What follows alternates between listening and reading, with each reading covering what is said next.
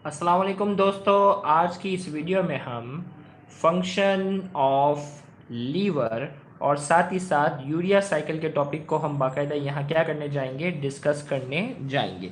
ये हमारे second year biology का लेक्चर नंबर 3 है जो हम लाइव कंडक्ट करने जा रहे हैं। याद रहे कि लाइव लेक्चर की जो टाइमिंग है रोज़ाना ठीक 8:30 बजे हम बराह रास्त जो है वो ये लेक्चर कंडक्ट किया करते हैं।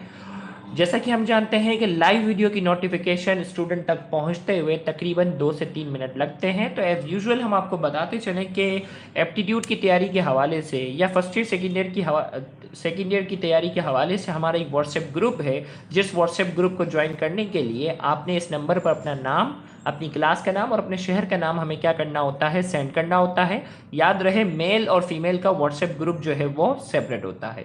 इसी तरीके से हमारा फेसबुक ग्रुप है, जिस फेसबुक ग्रुप का नाम है यूट्यूब चैनल सिन बोर्ड टीचिंग जो है, ये हमारे जो है वो फेसबुक ग्रुप का नाम है। आप इस फेसबुक ग्रुप को ज्वाइन कर सकते हैं ताकि वहाँ आप मुख्तलिफ़ किस्म की यूनिवर्सिटी के पास पेपर और अपने सीनियर से किसी भी किस्म की इंफॉर्मेशन चाहिए हो वहाँ से आप हासिल कर सकते हैं।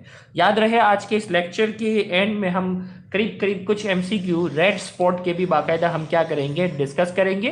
क्योंकि इससे पहले रेड स्पॉट के एमसीक्यू इसलिए डिस्कस नहीं हो सके थे कि हमारा जो कोर्स था वो इतना ज़्यादा नहीं हुआ था। तो आज हम जो है वो एंड में जो है वो रेड स्पॉट के भी बाकायदा एमसीक्यू को डिस्कस करेंगे। तो इस वक्त जिन जिन बच्चों को लाइव वीडियो की नोटिफिकेशन रिसीव हो चुकी है, तो बेटा अपने अपने जो है वो शहर का नाम जो है वो आप कमेंट में लिखें और कराची से ताल्लुक़ रखने वाले अपने अपने एरिया का नाम लिखेंगे ताकि हमें आइडिया हो कि हमारे इस लाइव लेक्चर को देखने वाली ऑडियंस जो है वो पाकिस्तान के किन किन इलाकों से हमें देख रही होती है। तो शाबाश, कमेंट में जल्दी लिखें ताकि और बच्चों को भी लाइव वीडियो की नोटिफिकेशन मिल जाए। और साथ ही साथ वीडियो को लाइक भी कर लो। 21 बच्चे इस वक्त बराह रास्त देख रहे हैं। तो परी शेख इस वक्त जामशोरों और मान मनेव जो है वो कराची सदर से, और पार्वती ने अस्सलाम वालेकुम कहा है बेटा। वालेकुम सलाम से। ओके हानिया, इतने स्पीड से कमेंट आ गया, मैं कैसे पढ़ूं।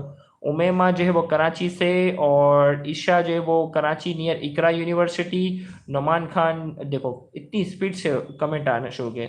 ओके अब्दुल्ला अमीन ने लिखा नॉर्थ कोरिया से। देखो लड़के होते हैं ना, बस हर चीज में जो ना, ओके यही शरारतें ही करनी होती इन लोगों को। शिजा इस वक्त दुबई से जो है वो हमें बराह रास्त देख रही हैं। ये हमारी काफ़ी पुरानी स्टूडेंट है जो काफ़ी लाइव सेशन में हमें बाकायदा पार्टिसिपेशन में भी हिस्सा लेती हैं। शिक्षा जो है वो सखर से, और यामीन कुरैशी जो है वो औरंगी टाउन से इस वक्त हमें बराह रास्त देख रहे हैं। 22 बच्चों तक नोटिफिकेशन पहुंच चुकी है और वीडियो को लाइक सिर्फ 9 लोगों ने किया है। जल्दी से लाइक पे क्लिक करो ताकि मैं लेक्चर का बाकायदा आगाज कर दूं। शाबाश, जल्दी लाइक पे क्लिक करो जल्दी से ताकि मैं, ओके नुमान खान रीगल चौक सदर से जो है वो हमें लाइव देख रहे हैं। Okay welcome. जल्दी से देखो, वीडियो को लाइक करने में बहुत कंजूसी का सामना कर रहे हो। इससे पहले जितने भी बच्चे होते थे पहले लाइक पे क्लिक करते थे और फिर बाकायदा जो है वो कमेंट किया करते थे।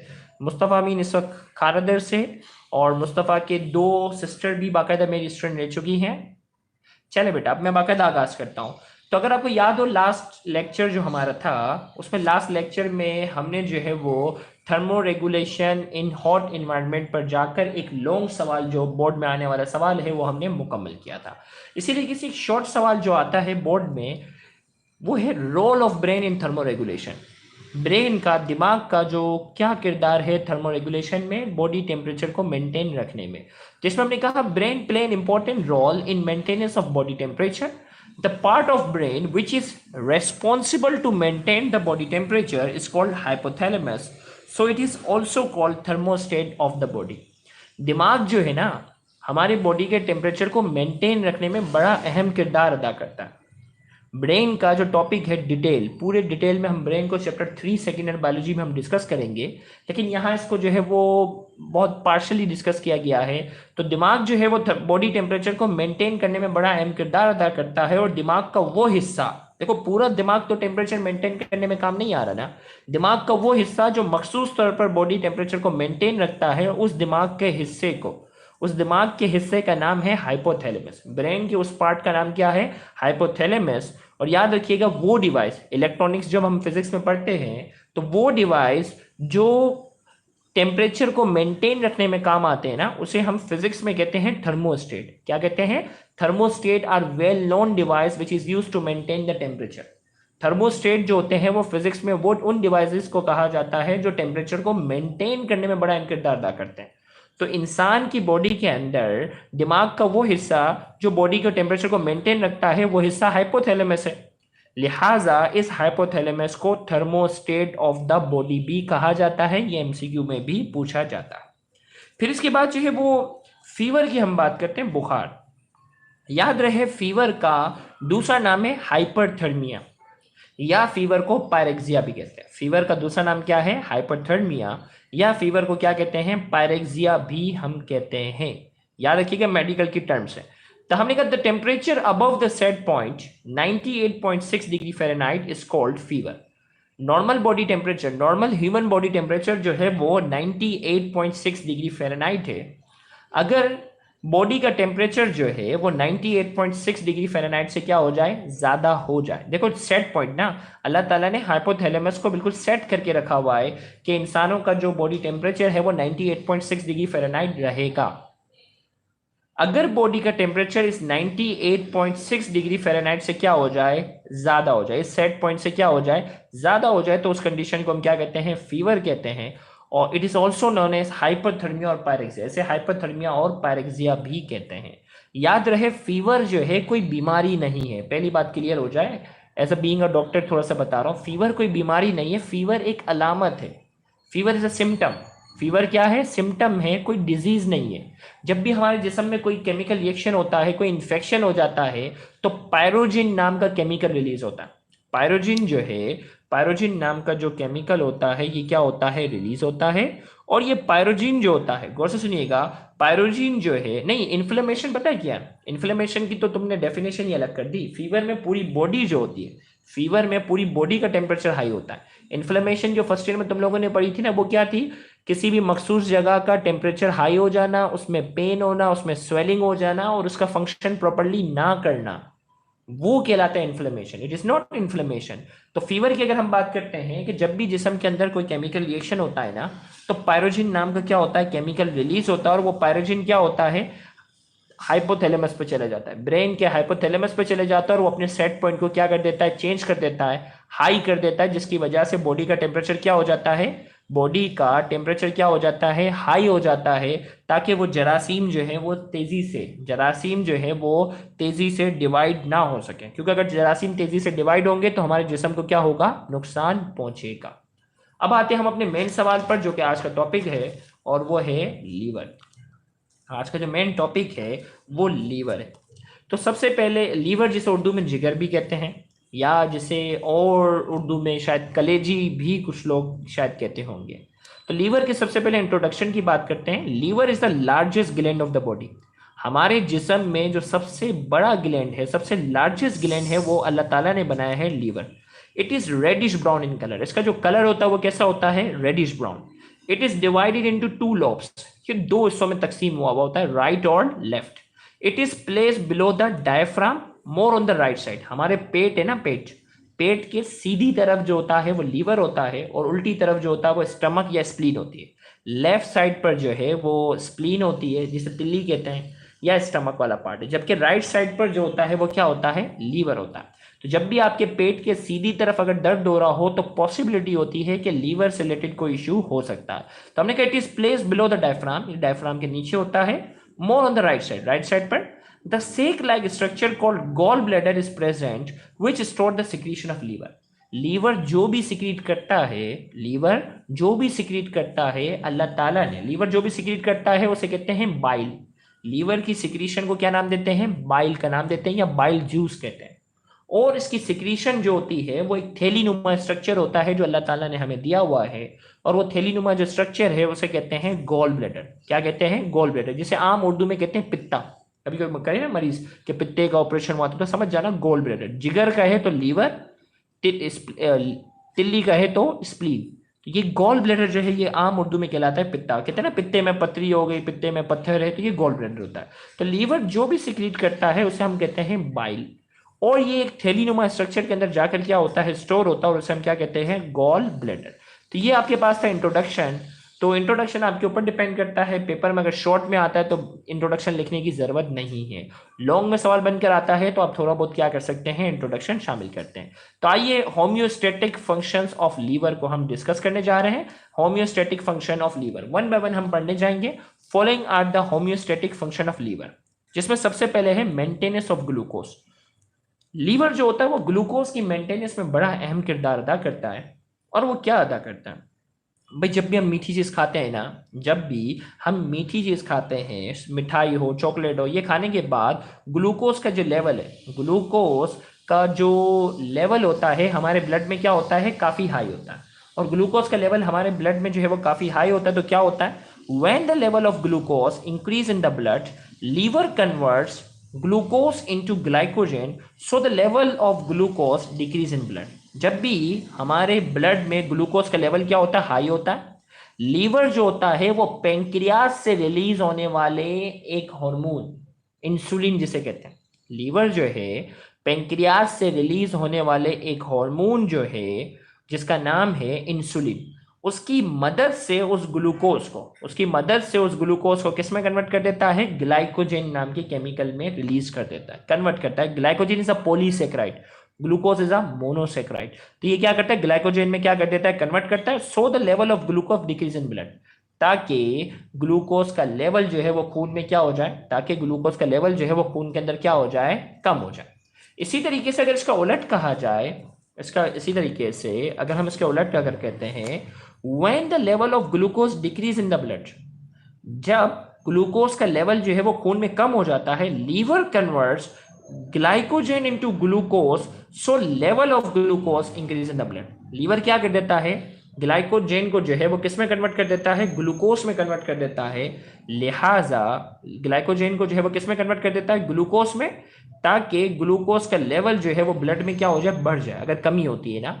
और इसमें भी पेंक्रियाज से रिलीज होने वाला एक हार्मोन होता है, इसमें भी पेंक्रियाज से रिलीज होने वाला एक हार्मोन होता है जिसका नाम है ग्लूकागोन। जब ग्लूकोज का लेवल हाई था, कम करने के लिए इंसुलिन, जब ग्लूकोज का लेवल कम था, उसको हाई करने के लिए, यानी ग्लाइकोजेन को तोड़ने के लिए, ग्लाइकोजेन को ग्लूकोज में कन्वर्ट करने के लिए जो एक हार्मोन रिलीज हो रहा होता है उसका नाम क्या है, ग्लूकागोन। तो वो ग्लूकागोन नाम का जो है वो हार्मोन रिलीज होता है, और वो ग्लूकागोन जो होता है वो ग्लाइकोजेन को तोड़ कर किस में कन्वर्ट कर देता है, ग्लूकोज में कन्वर्ट करता है। और फिर हमने कहा व्हेन ग्लाइकोजेन इज डेप्लीटेड, जब ग्लाइकोजेन क्या हो जाता है, जब ग्लाइकोजेन जो है वो खत्म हो जाता है, भाई इतना ग्लूकोज कम था कि ग्लाइकोजेन टूटता गया टूटता गया टूटता गया, और अब ग्लाइकोजेन क्या हो गया, ग्लाइकोजेन डेप्लीटेड हो गया, खत्म हो गया। Liver convert certain amino acid into glucose, liver कुछ अमाइनो एसिड को भी ग्लूकोज में कन्वर्ट करने की क्या रखता है, लीवर जो है वो कुछ अमाइनो एसिड को भी जो है वो स्टोर करने की क्या रखता है, सलाहियत रखता है।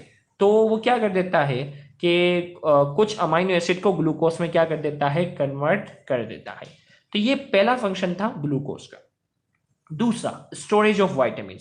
Liver play an important role in the storage of vitamin. जो वाइटामिन कहते हैं ना, मल्टी वाइटामिन वगैरह जो हम बात करते हैं, तो liver play an important role in the storage of vitamin, vitamin की स्टोरेज में बड़ा अहम किरदार अदा करता है, like vitamin A, vitamin D, vitamin E, vitamin K, vitamin B. इन वाइटामिन की स्टोरेज में लीवर जो है वो क्या करता है, बड़ा अहम किरदार अदा करता है। वाइटामिन ए हमारी आंखों के लिए बहुत ज्यादा फायदेमंद है, वाइटामिन डी हमारी हड्डियों के लिए जो है वो बहुत ज्यादा फायदेमंद है, वाइटामिन ई हमारी स्किन के लिए बहुत ज्यादा फायदेमंद है, वाइटामिन के क्लॉटिंग ऑफ ब्लड, खून को जमने में बड़ा अहम किरदार अदा कर रहा होता है। इसी तरीके से वाइटामिन बी भी जो है हमारे ब्लड के लिए, हमारे खून के लिए जो है वो बड़ा अहम किरदार अदा करता है। तो इन वाइटामिन को लीवर क्या करता है, स्टोर करता है। इसी तरीके से लीवर का जो तीसरा काम है, फॉर्मेशन ऑफ प्लाज्मा प्रोटीन। अगर आपको ब्लड याद हो, हमारा जो ब्लड है ना, उसका जो है वो 45% हिस्सा जो है वो ब्लड सेल पर मुश्तमिल है, जिसमें रेड ब्लड सेल है, व्हाइट ब्लड सेल है, प्लेटलेट्स वगैरह शामिल है। जबकि 55% हमारा जो ब्लड है, 55% ब्लड जो है ये प्लाज्मा पे मुश्तमिल है। हमारे खून का 55% हिस्सा जो है, हमारे खून का जो 55% हिस्सा जो है वो प्लाज्मा पे मुश्तमिल है। और उस प्लाज्मा के अंदर जो है वो क्या पाए जाते हैं, उस प्लाज्मा का 90% हिस्सा तो पानी होता है, लेकिन उस पानी के अलावा जो उसमें होते हैं वो बहुत सारे प्रोटीन पाए जाते हैं, जिसमें सरे फेरिस जो है वो एल्बुमिन नाम का प्रोटीन होता है, फिर इसके बाद जो होता है वो ग्लोबुलिन नाम का क्या होता है, प्रोटीन पाया जाता है। तो हमने कहा liver play an important role in the formation of plasma protein like albumin, globulin. Liver जो होता है इन प्लाज्मा के अंदर, खून के अंदर जो प्लाज्मा है ना, उस प्लाज्मा के अंदर जो प्रोटीन पाए जाते हैं, लीवर क्या करता है उस प्लाज्मा प्रोटीन को बनाने में बहुत अहम किरदार अदा करता है, जैसे कि एल्बुमिन, जैसे कि ग्लोबुलिन। ये तीसरा फंक्शन था हमारे पास लीवर का। चौथा फंक्शन जो है हमारे पास जो लीवर का है वो क्या है, formation of clotting factors. Clotting factors जो होते हैं वो प्रोटीन होते हैं। क्लॉटिंग फैक्टर्स जो होते हैं वो प्रोटीन होते हैं जो खून को जमने में मदद देते हैं। क्लॉटिंग फैक्टर्स जो होते हैं वो प्रोटीन होते हैं जो खून को क्या करते हैं, खून को जमने में क्या करते हैं, मदद देते हैं। Liver play an important role in the formation of clotting factors which help in the clotting of blood. तो ये क्लॉटिंग फैक्टर बनाने में, क्लॉटिंग फैक्टर बनाने में लीवर क्या कर रहा होता है, बड़ा अहम किरदार अदा करता है। जिसको लीवर की कोई बीमारी होती है ना, जिसको लीवर की कोई बीमारी होती है ना, तो अक्सर उनको खून की उल्टियाँ आती हैं। अक्सर उनके जो है वो यूरिन में ब्लड आ सकता है, इसी तरीके से स्टूल के अंदर ब्लड आ सकता है, वॉमिटिंग के अंदर ब्लड आ रहा होता है। तो अक्सर क्या होता है, उनका लीवर जो होता है वो क्लॉटिंग फैक्टर सही तरीके से नहीं बना रहा होता। और लीवर जो है वो क्लॉटिंग फैक्टर सही तरीके से नहीं बनाता तो प्रॉब्लम क्या आ जाती है, उनके वॉमिटिंग वगैरह में या बॉडी के डिफरेंट पार्ट से क्या आना शुरू जाते हैं, ब्लड आना शुरू जाता है। तो लीवर जो होता है वो क्लॉटिंग फैक्टर, वो प्रोटीन बनाने में मदद देता है जो खून को जमने में मदद देते हैं। Number 5, detoxification. डिटॉक्सिफिकेशन की अगर सबसे पहले डेफिनेशन की बात की जाए तो क्या है, the conversion of harmful substances into harmless substance is called detoxification. Harmful चीजें है ना, जो नुकसानदेह चीजें, उनको हार्मलेस में कन्वर्ट करना, हार्मफुल चीजों को हार्मलेस के अंदर कन्वर्ट करना, ये प्रोसेस कहलाता है डिटॉक्सिफिकेशन। और लीवर जो होता है वो डिटॉक्सिफिकेशन के अंदर, लीवर जो होता है वो डिटॉक्सिफिकेशन के अंदर क्या करता है, बहुत ज्यादा अहम किरदार अदा करता है। जब भी अल्लाह ना करे अगर कोई खुदकुशी करने की कोशिश करे या गलती से कोई जहरीली चीज जो है वो क्या हो जाए, कोई जहरीली चीज अगर पी ले, खा ले, तो उसके जहर के असर को, उसके जहर के असर को कम करने में लीवर जो होता है वो अपना बहुत अहम किरदार अदा करता है। लेकिन अगर जहर की मिकदार अगर ज्यादा इंटेक कर ली गई, जहर की मिकदार अगर ज्यादा पी ली गई, तो क्या होगा, लीवर फेल हो जाएगा। लीवर क्या होगा, काम करना छोड़ देगा, लीवर शहादत नोश कर जाएगा, लीवर फेलियर में चला जाएगा। तो हमने कहा कि लीवर जो होता है अल्लाह ताला ने ऐसा बनाया हुआ है जो हार्मफुल चीजों को हार्मलेस में कन्वर्ट करने की हर मुमकिन कोशिश करता।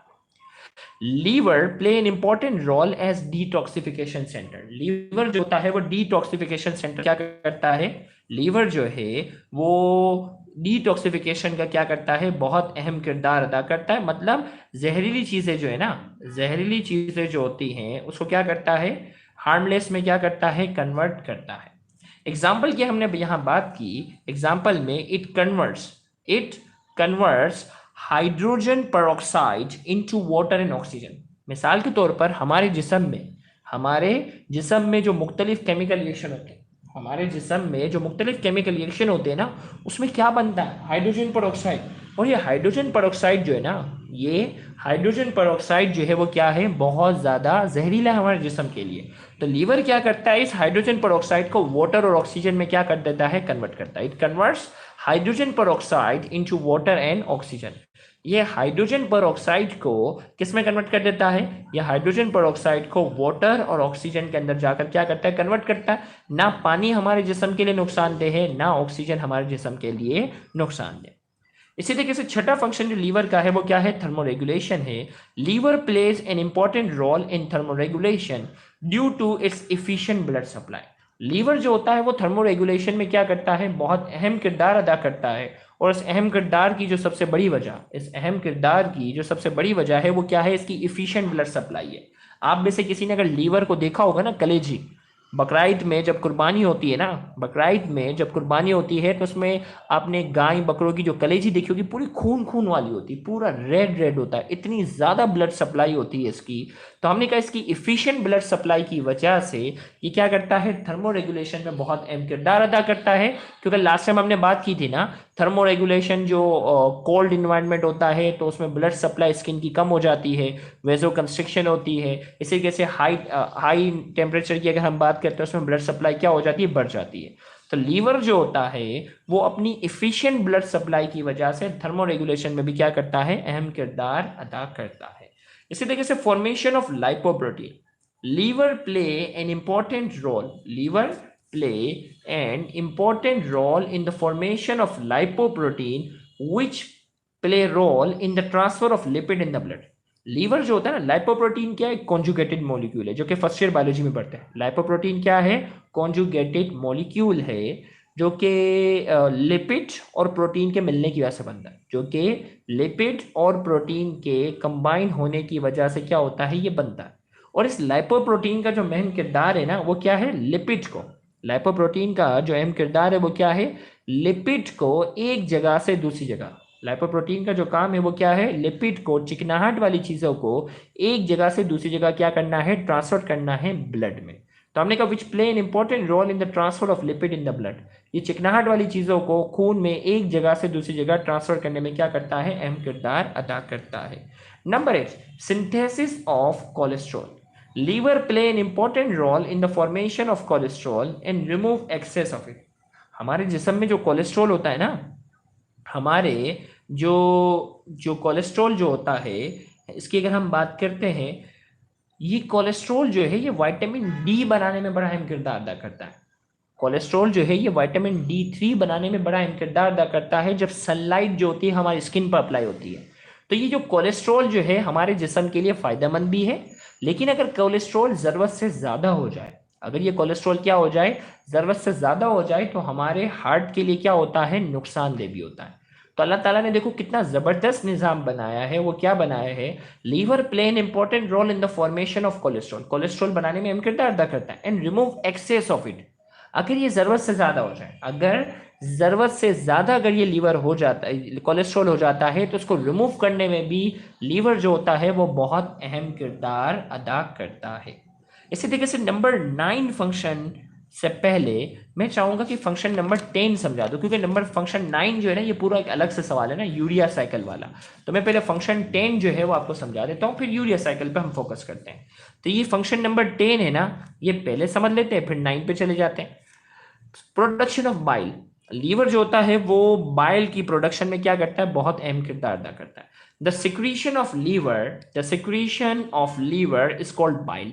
लीवर जो भी सिक्रीट करता है ना, लीवर जो भी सिक्रीट करता है वो क्या कहलाता है, बाइल कहलाता है, या बाइल जूस कहलाता है। अब इस बाइल की कंपोजिशन की हम बात करते हैं, तो बाइल के अंदर क्या होते हैं, पिगमेंट्स होते हैं, बाइल पिगमेंट्स, और दूसरे होते हैं बाइल सॉल्ट। बाइल पिगमेंट्स जो होते हैं, पिगमेंट्स वो होते हैं जो कंपाउंड होते हैं ना।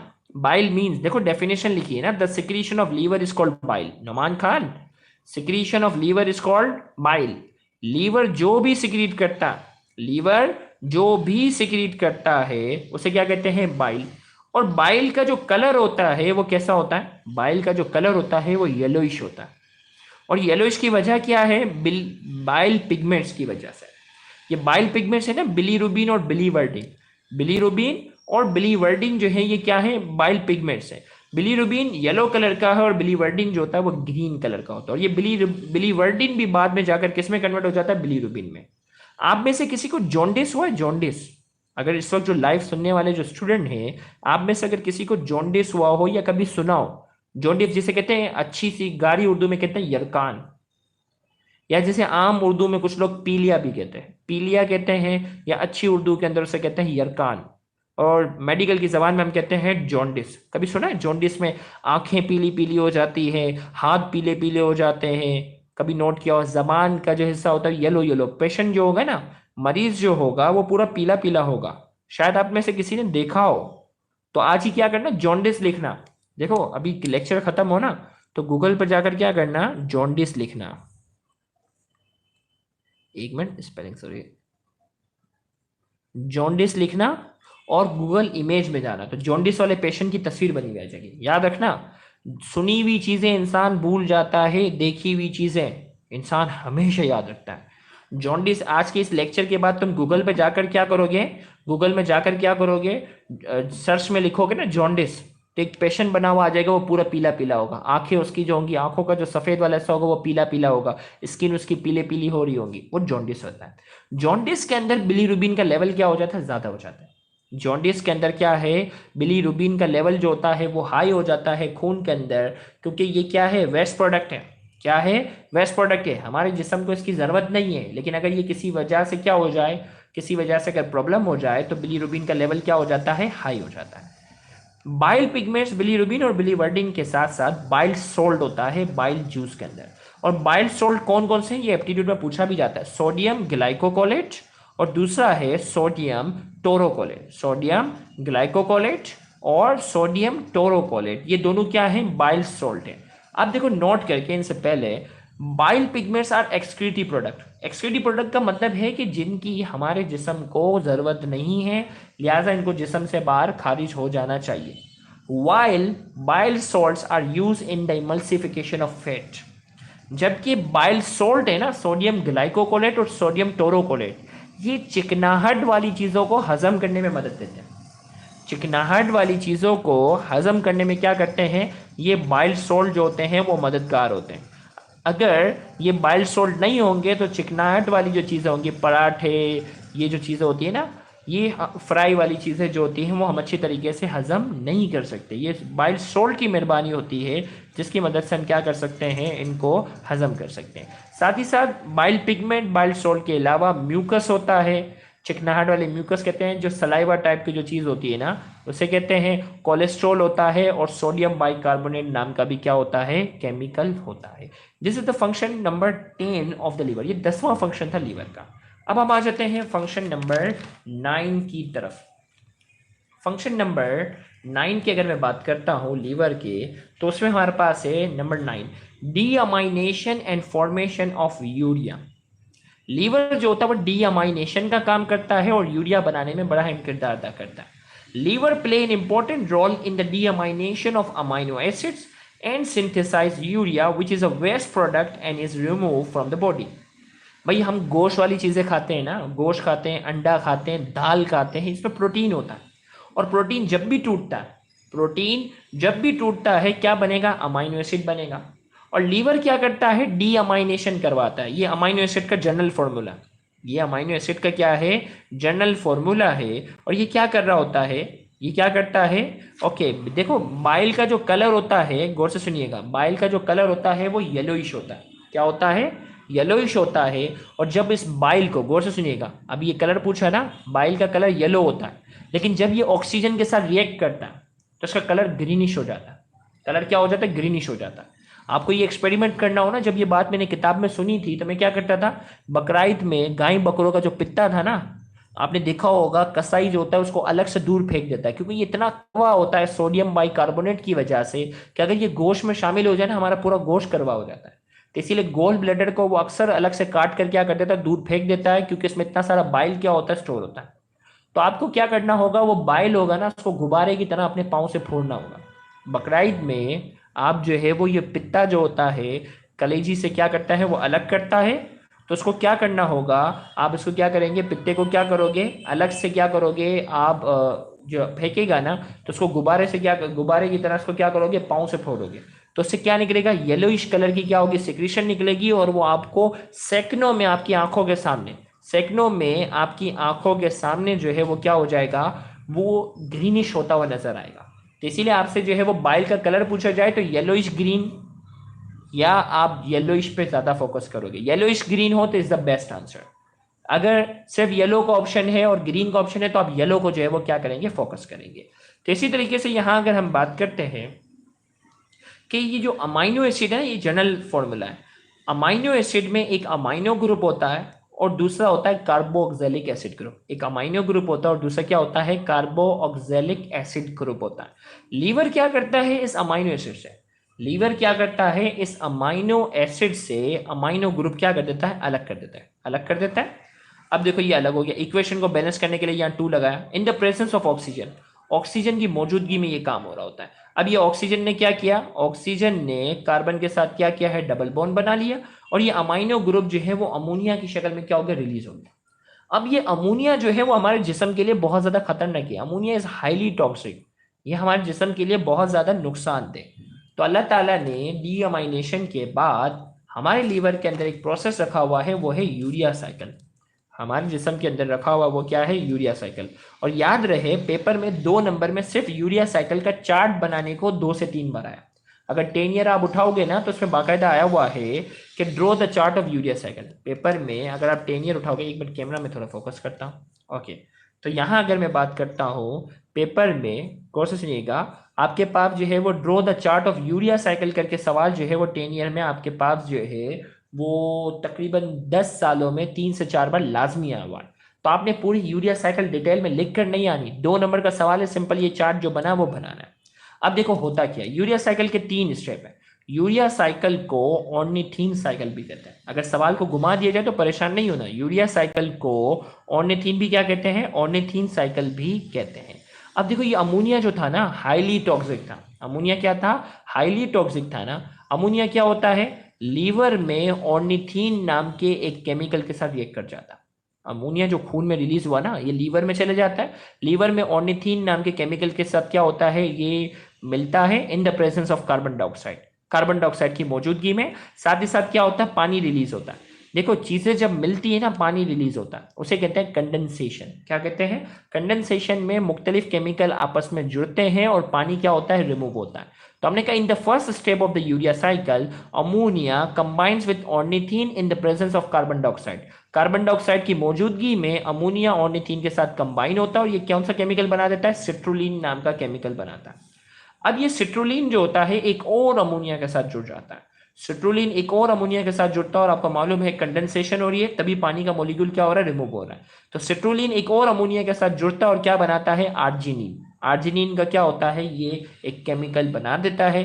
और फिर इस आर्जिनिन की क्या होती है, हाइड्रोलाइसिस होती है। क्या होती है, आर्जिनिन की क्या होती है, हाइड्रोलाइसिस होती है। और हाइड्रोलाइसिस में क्या होगा, H2O ऐड होता है। कंडेंसेशन में रिमूव होता है, 2 चीजें जुड़ जाती हैं। हाइड्रोलाइसिस में पानी ऐड होता है और वो चीज क्या हो जाती है, टूट जाती है। जिसमें क्या हो रहा है, पानी ऐड होता है, आर्जिनिन टूट जाता है यूरिया में और ऑर्निथीन के अंदर जाकर क्या होता है, टूटता है। यूरिया जिसका फॉर्मूला है NH2CO NH2, ये यूरिया बना। यूरिया वेस्ट प्रोडक्ट है, लिहाजा ये बॉडी से बाहर एक्सक्रीट आउट हो जाएगा, जबकि ऑर्निथीन दोबारा से साइकिल में क्या हो जाएगा, शामिल हो जाएगा। तो फिर से एक बार स्पीड से रिपीट करते हैं, ऑर्निथीन अमोनिया के साथ मिल रहा है कार्बन डाइऑक्साइड की मौजूदगी में, साथ ही साथ बन रहा है सिट्रुलिन, पानी का मॉलिक्यूल रिमूव हो रहा है। सिट्रुलिन के साथ अमोनिया क्या हो रहा है, जुड़ता है, पानी का मॉलिक्यूल रिमूव होता है और ये कन्वर्ट हो जाता है आर्जिनिन के अंदर। और ये आर्जिनिन की क्या हो रही है, हाइड्रोलाइसिस हो रही है, पानी इसमें शामिल होता है और आर्जिनिन टूट जाता है ऑर्निथीन में और यूरिया में। यूरिया वेस्ट प्रोडक्ट होता है, लिहाजा बॉडी से बाहर रिमूव हो जाता है और ऑर्निथीन दोबारा से इस साइकिल का हिस्सा बनता है।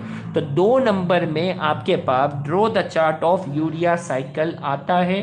तो सिर्फ चार्ट बनाना है, लिख कर नहीं आना। लेकिन अगर ये बाकायदा बड़े सवाल बनकर आ जाए तो फिर आपको लिखना भी पड़ सकता है। तो सबसे पहले क्या होगा, आपके पास अगर लिखने को आ जाए तो आपने क्या करना होगा, following are the steps of urea cycle, इसे अपने अल्फाजों में लिखना है। सबसे पहला स्टेप क्या था, condensation of ornithine and ammonia. Ornithine और अमोनिया आपस में जुड़े थे ना, and carbon dioxide. In this step condensation of ornithine, ammonia and carbon dioxide take place and water molecule is remove, it is converted into citrulline. वो सिट्रुलिन में convert हो गया था। देखो ये स्टूडेंट अपने अल्फाजों में लिखा हुआ भाई। फिर कंडेंसेशन ऑफ सिट्रुलिन और अमोनिया हुई थी।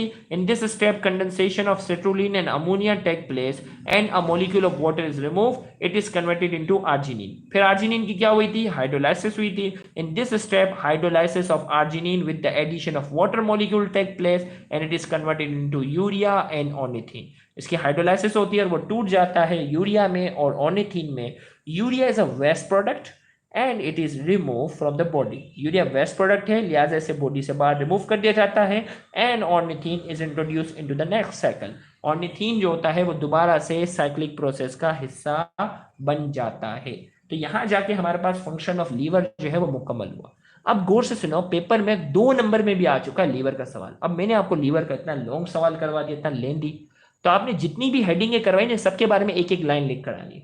10 फंक्शन थे ना, 10 फंक्शन के बारे में 2 नंबर में अगर लीवर का सवाल आता है पेपर में, होम्योस्टैटिक फंक्शन ऑफ लीवर, तो आपने जो 10 हेडिंगें थी ना 10 हेडिंगों को एक एक लाइन में लिख देना। Liver play an important role in maintenance of glucose, एक फंक्शन हो गया। Liver play an important role in storage of vitamin, liver play an important role in detoxification, liver play an important role in the formation of urea, liver play an important role in the formation of bile.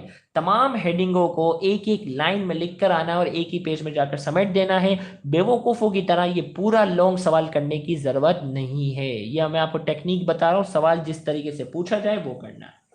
अब आते हैं red spot. याद रखिएगा, red spot ए level आपके सामने देखो, मैं यहां रख रहा हूं बुक, ये आपके सामने जो है ये रेड स्पॉट ए लेवल की बुक के हम 2 से 3 एमसीक्यू यहां क्या करते हैं, डिस्कस करने जा रहे हैं। तो आइए हम रेड स्पॉट, अब तक का जो टॉपिक था उससे रिलेटेड जो है वो रेड स्पॉट ए लेवल का हम 1-2 सवाल हम देखते हैं। तो रेड स्पॉट के लिए मुझे थोड़ा सा फोकस करना होगा। नंबर 7 की हम बात करते हैं। ए लेवल की बुक है रेड स्पॉट, जो कि सबसे खतरनाक बुक समझी जाती है एप्टीट्यूड के लिहाज से। Question number 7, as a result of the activity of insulin there is, as a result of the activity of insulin there is A. Increase uptake of glucose by muscle, decrease uptake of glucose by cell, the presence of glucose in the urine, deposition of fat in blood vessel. इस सवाल में पूछा जा रहा है as a result of the activity of insulin दिया, insulin की activity की वजह से क्या होता है। ए में कहा जा रहा है increase uptake of glucose by muscle, muscle जो होते हैं वो ग्लूकोज को क्या कर लेते हैं, अपटेक करते हैं।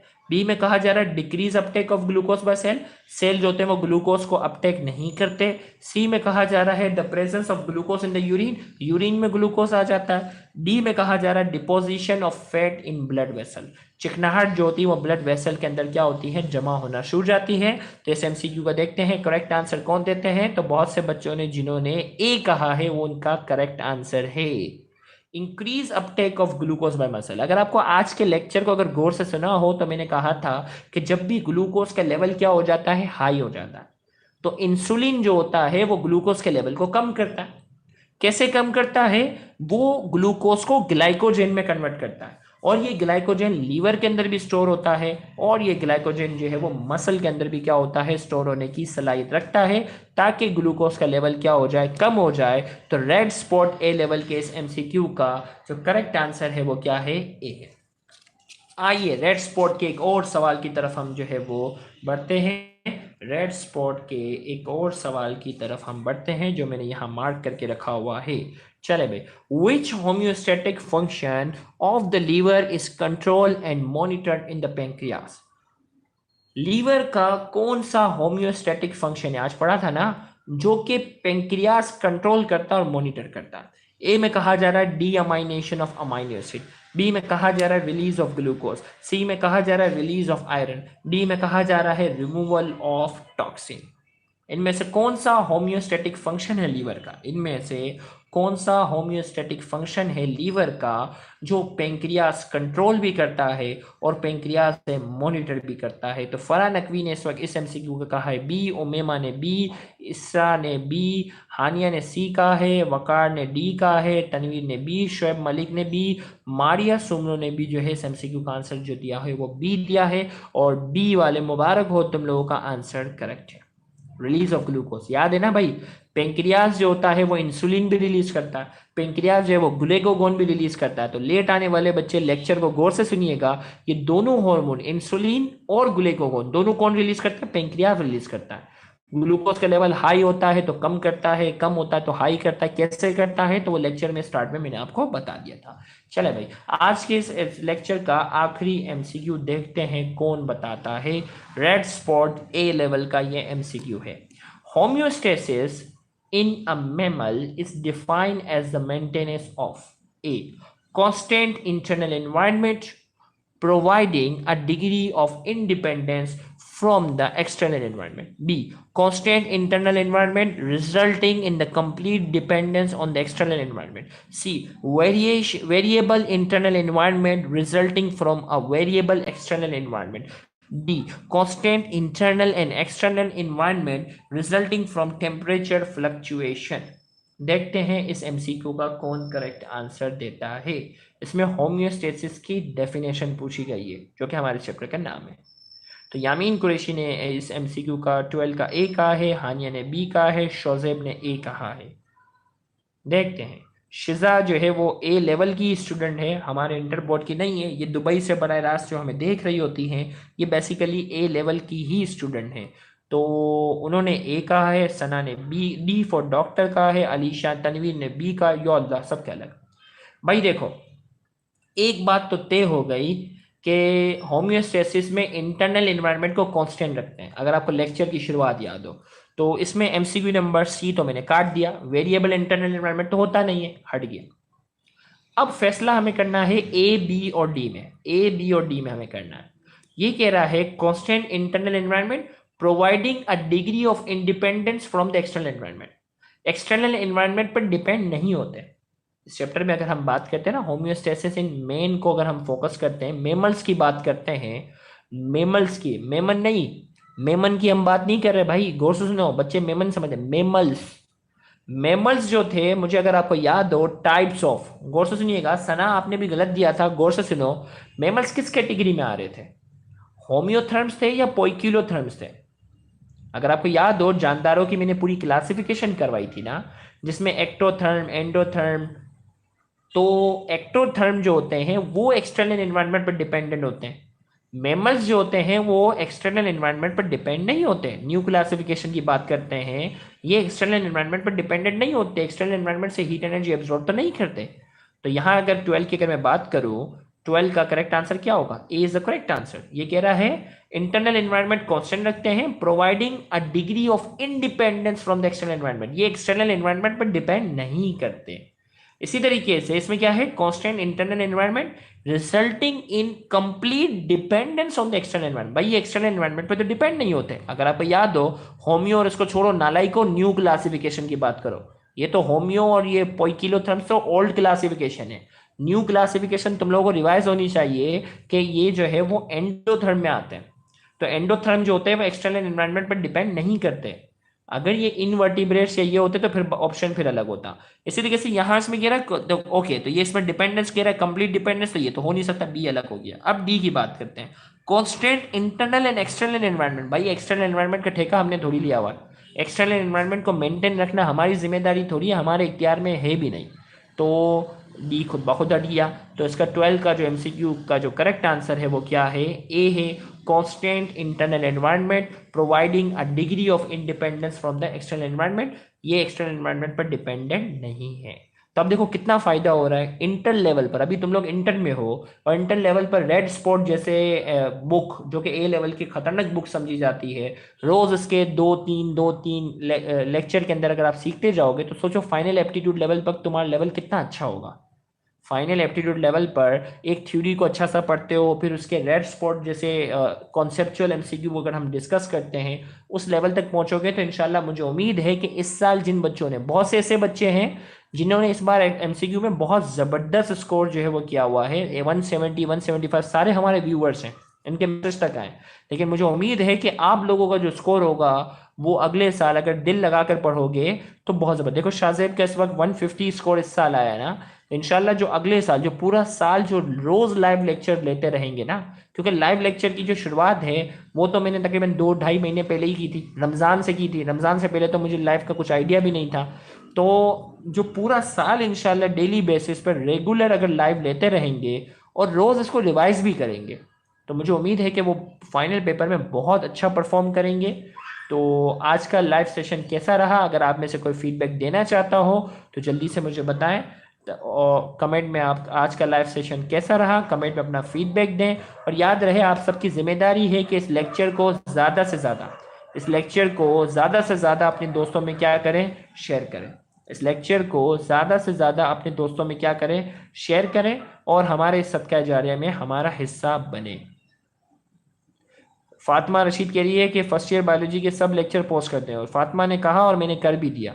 बेटा इट्स नॉट अ जॉब, इतनी मेहनत होती है, इसलिए एक एक लेक्चर में आपको इसका अंदाज़ा नहीं है कि फर्स्ट ईयर के सारे लेक्चर पोस्ट करते हैं। आपने कह दिया और मैंने पूरी बुक के लेक्चर अपलोड भी कर दिए। इट्स नॉट अ जॉब, इसमें 6-6 महीने लगते हैं पूरे पूरे कोर्स करवाने में। इसमें 6-6 महीनों की मेहनत होती है और फ्री ऑफ कॉस्ट। तो ये इतना आसान नहीं होता जितना आप लोग समझ रहे होते हो, इसके पीछे बहुत ज़्यादा मेहनत होती है हमारी। तो आज के इस लेक्चर को हम यहाँ एंड करते हैं। Thank you very much. अल्लाह हाफिज़।